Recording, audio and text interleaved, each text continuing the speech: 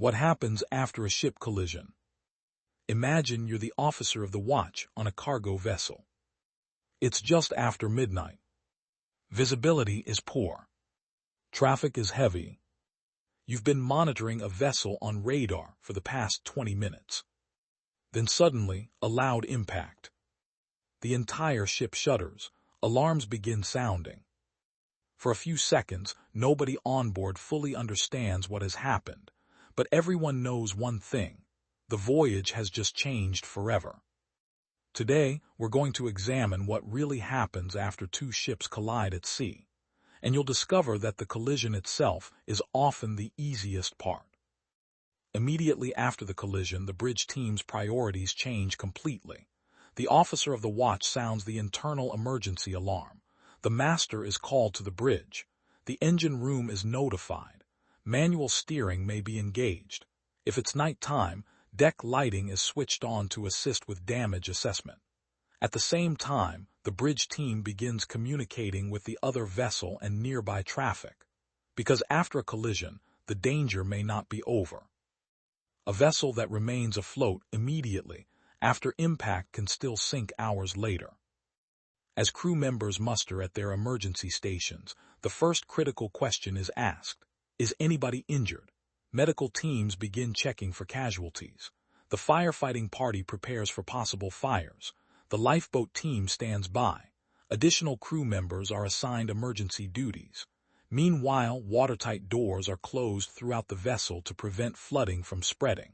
The master must quickly determine: are we dealing with a survivable incident or a developing disaster? Now begins one of the most important stages: the damage assessment. Crew members begin checking ballast tanks, fuel tanks, cargo holds, void spaces, cofferdams, bilges, and machinery spaces. Engine room personnel inspect for flooding, fuel leaks, damaged pipelines, electrical failures, and loss of propulsion capability. On deck, officers inspect the hull for structural damage, because a hole only a few meters wide can threaten an entire vessel. The next concern is pollution. Has fuel escaped? Has cargo leaked? Is there contamination entering the sea? Even a relatively minor collision can quickly become an environmental emergency. If pollution occurs, the ship's emergency response procedures are activated immediately. At this stage, local authorities, coastal states, and pollution response organizations may already be mobilizing.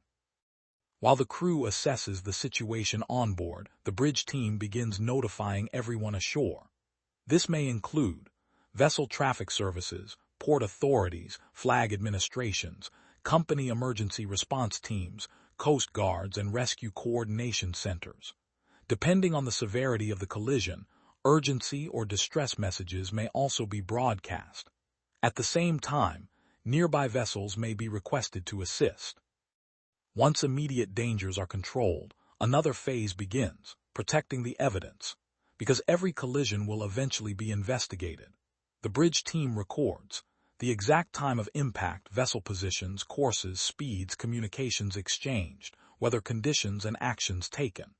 Electronic evidence is preserved, including voyage data recorder information, electronic chart display and information system records, radar recordings, engine data, and bridge audio recordings. Photographs are taken, witness statements are collected, logbooks are carefully maintained, because once evidence is lost, it can rarely be recovered. Attention also turns to the other vessel. Questions must be answered: is the other ship damaged? Are there injuries? Does it require assistance? Is there a risk of sinking? International regulations require ships involved in collisions to provide assistance whenever possible. What happens next depends on the severity of the incident. Some ships may proceed to port, others may require towage, and in the worst cases, evacuation procedures may begin. For most people, the collision ends when the ships stop moving, but for investigators, the real work is just beginning. Flag states, port states, classification societies, insurance surveyors, P&I clubs, marine accident investigators, all begin asking the same question: why did this happen? Was it human error, equipment failure, poor communication, inadequate procedures, fatigue, or a combination of factors? because in maritime accidents there is rarely a single cause. A ship collision may last only a few seconds, but its consequences can last for months, years, or even decades.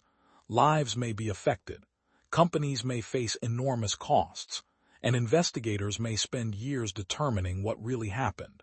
Because at sea, surviving the collision is only the beginning. The real challenge is everything that happens afterwards. If you enjoyed this insight into the hidden world of maritime operations, subscribe to Maritime Lens for more videos on ship safety, investigations, compliance, and the realities of life at sea. I'll see you in the next video.